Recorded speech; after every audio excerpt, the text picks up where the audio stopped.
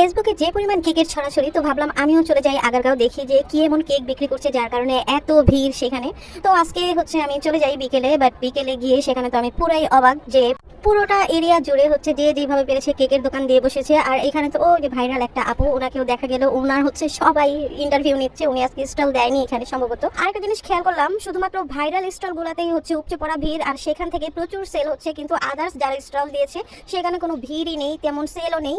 আর ওইখানে তো ওই যে ভাইরাল ভাইয়ার ওয়াইফ, উনি কেক বিক্রি করছে আর সবাই ইন্টারভিউ নিচ্ছে।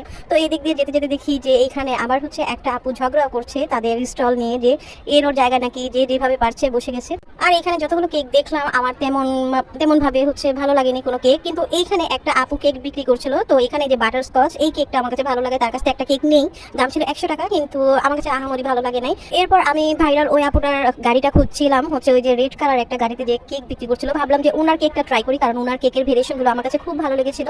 আর ওনার স্টলে এসে তো আমার মাথায় হাত, এত পরিমাণ ভিড়, মানে মনে হচ্ছিল এরা হয়তো দুপুর থেকে সেই সিরিয়াল দিয়ে রাখছিল।